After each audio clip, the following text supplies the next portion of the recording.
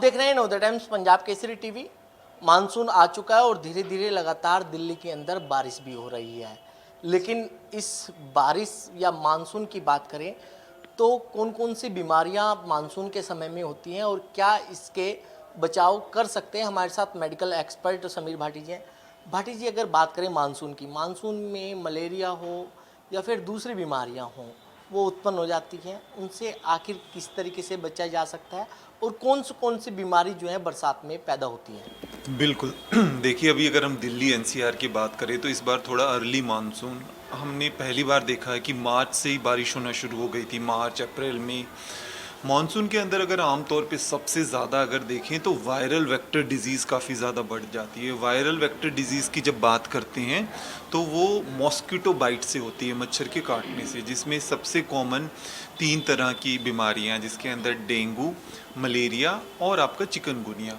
But अभी अगर फ़िलहाल हम देखें कुछ सालों से तो मलेरिया से ज़्यादा डेंगू के केसेस देखने को नज़र आते हैं। डेंगू में भी 2 तरह के डेंगू होते हैं। एक तो आपका हेमोरेजिक हो जाता है जो कई बार पेशेंट्स के अंदर काफ़ी गंभीर हो जाता है, और एक नॉन हेमोरेजिक रहता है। डेंगू, मलेरिया, चिकनगुनिया किसी भी तरह की वायरल वेक्टर बीमारियों से बचने के लिए ज़रूरी है कि हम मॉस्किटो बाइट से बचें। मच्छरों से जितना हम अपने आप को बचाव कर पाएंगे। ज़्यादातर हम देखते हैं डेंगू का मच्छर दिन के समय के अंदर ही काटता है। तो मच्छर से बचने के लिए जिस भी तरह के उपाय है, उन सभी उपायों का हमें ठीक तरीके से हमें पालन करना चाहिए। जिसमें अगर हम बात करें कि कहीं पर भी पानी इकट्ठा होता है, ऐसी कोई भी चीज़ें नहीं होनी चाहिए। स्पेशली अगर हम बात करते हैं कि कूलर वगैरह के अंदर, टायर वगैरह के अंदर या गमलों के अंदर पानी इकट्ठा हो जाता है तो वहाँ पर ये मच्छर पनपता है। इसके अलावा अगर हम बात करें व्यक्तिगत तौर पे तो हम लोगों को फुल स्लीव्स के कपड़े पहनने चाहिए, और स्पेशली बच्चों को भी, बच्चे जैसे बाहर खेलने के लिए जाते हैं उनको फुल स्लीव्स के कपड़े पहनने चाहिए ताकि हम मॉस्किटो बाइट से बच सकें। इसके अलावा मच्छरदानी और मॉस्किटो रेपेलेंट वगैरह जो क्रीम्स होती है उनका उपयोग किया जा सकता है। आपने डेंगू की बात करी, डेंगू को ये क्या साफ पानी में पनपता है मच्छर या फिर गंदे पानी में पनपता है। जी जी, आमतौर पर डेंगू साफ पानी के अंदर पनपता है, घरों के अंदर। जैसा हमने बताया कि घरों में जैसे गमले वगैरह हो गए, इंडोर प्लांट्स हो गए, जहाँ पर पानी इकट्ठा है, तो इसलिए उस पानी को हमें समय समय पर बदलना चाहिए कि जहाँ पर पानी इकट्ठा हो गया वहाँ पर डेंगू पनपता है। इसके अलावा जैसे आप मॉनसून की बीमारियों की बात कर रहे हैं तो एक तो हो गई जो मच्छर के काटने से हो गई वायरल वेक्टर डिजीज़। इसके अलावा अगर हम बात करें तो मॉनसून के अंदर जो आम तौर पर हम देखते हैं, ख़ास तौर पर लैब के अंदर भी उस तरह के मरीज आते हैं, पेशेंट्स आते हैं, वो है आपका वाटर बॉर्न डिजीज़, पानी से होने वाली, दूषित पानी से होने वाली समस्याएं, जिसके अंदर काफ़ी कॉमन है जॉइंडिस। जॉइंडिस को जैसा हम पीलिया कहते हैं, वो आप अगर कोई भी किसी भी तरह का इन्फेक्टेड पानी पी लेते हैं, कंटामिनेटेड पानी पी लेते हैं, दूषित पानी, तो उससे जॉइंडिस या हेपेटाइटिस होने की संभावना बनी रहती है। इसके अलावा पेट से संबंधित गैस्ट्रोइंटेस्टाइनल प्रॉब्लम्स भी मॉनसून के अंदर काफ़ी ज़्यादा बढ़ जाती है, डायरिया होना। तो इसके लिए बहुत ज़्यादा ज़रूरी है कि हम किसी भी तरह का रोड साइड में या कोई भी दूषित या कंटामिनेटेड पानी ना पिएं। खाने की भी अगर बात करें, क्योंकि बरसात होती है, पानी किस तरीके का इस्तेमाल किया जा रहा है, बाहर के खाने को क्या बच सकते हैं बाहर के खाने से भी। बिल्कुल बिल्कुल, देखिए बिल्कुल आपने सही बात कही। एक तो हम बात कर रहे हैं वाटर बॉर्न डिजीज़, या फिर अगर हम कंटामिनेटेड फूड खा लेते हैं, कोई भी रोड साइड में आपने देखा होगा आमतौर पर लोग खाते हैं, तो डायरिया होने का काफ़ी संभावनाएं बढ़ जाती है, पेट संबंधित काफ़ी बीमारियां होने की संभावनाएं बढ़ जाती है। तो बहुत ज़्यादा ज़रूरी है कि हम बॉयल्ड चीज़ खाएँ, ठंडी चीज़ें ना खाएँ। इसके अलावा कई बार हम रात का कुछ भी खा लेते हैं, या फिर कोई भी कटा हुआ अगर हम फल खा रहे हैं रोड साइड के ऊपर, तो उससे भी हम लोगों को जॉइंडिस या डायरिया इस तरह के या हेपेटाइटिस ए होने की संभावनाएं बढ़ जाती है। तो बहुत ज़्यादा ज़रूरी है हम साफ़ सफाई का विशेष ध्यान रखें। एक तो आपको दूषित कोई भी चीज़, कटा हुआ, बहुत देर तक रखा हुआ, वो सब चीज़ें नहीं खानी है।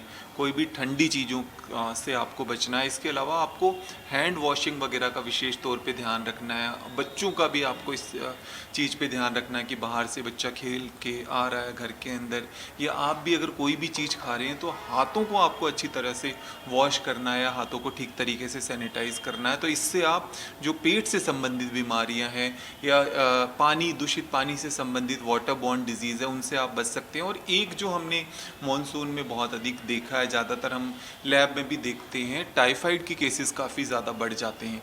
टाइफाइड भी आपका दूषित खाने या दूषित पानी की वजह से हो सकता है।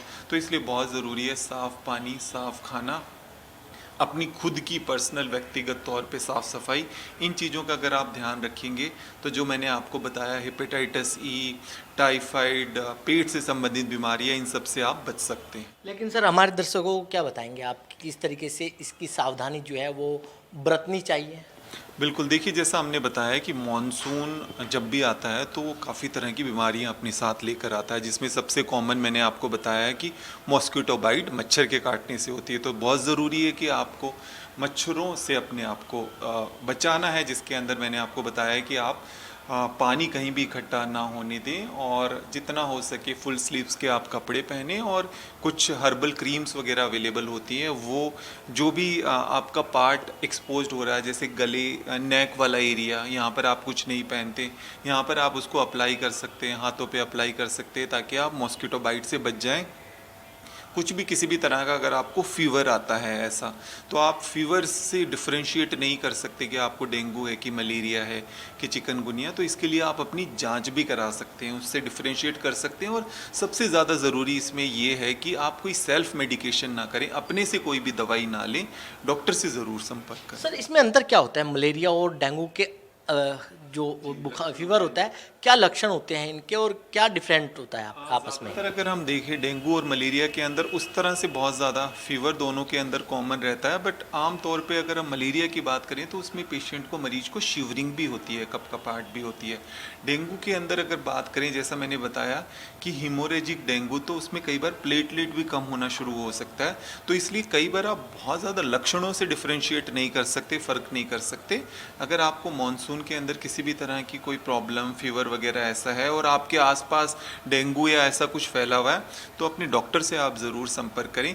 इसके अलावा, डेंगू के अलावा, जैसे मैंने आपको बताया कि हेपेटाइटिस बी या और अन्य तरह की इन्फेक्शियस डिजीज़ होने के भी थोड़े खतरे बढ़ जाते हैं, वायरल वगैरह होने का भी बढ़ जाता है, क्योंकि एकदम से जैसे मौसम में बदलाव आता है तो उस समय वायरल और बैक्टीरियल डिजीज़ भी काफ़ी बढ़ जाती है। तो साफ़ सफाई का ध्यान रखें। अगर कोई इन्फेक्टेड पर्सन है तो आप थोड़ा सा उस चीज़ में, जैसा हमने कोविड के अंदर भी देखा, उस तरह के आप नियमों का पालन करें ताकि वो इन्फेक्शन आपको ना लगे। वाटर बॉर्न डिजीज़ से बचने के लिए, टाइफाइड से बचने के लिए, आप किसी भी तरह का बाहर का कटा हुआ रोड साइड खाने को आप जितना अवॉइड करेंगे, उतना आप इन सभी मानसून से संबंधित बीमारियों से बच पाएंगे। तो बिल्कुल ये थे मेडिकल एक्सपर्ट जिन्होंने बताया कि मानसून शुरू हो चुका है और ऐसे में क्या क्या सावधानी जो है वो बरतनी चाहिए। दिल्ली से कमल कुमार कंसल, नवोदय टाइम्स, पंजाब केसरी।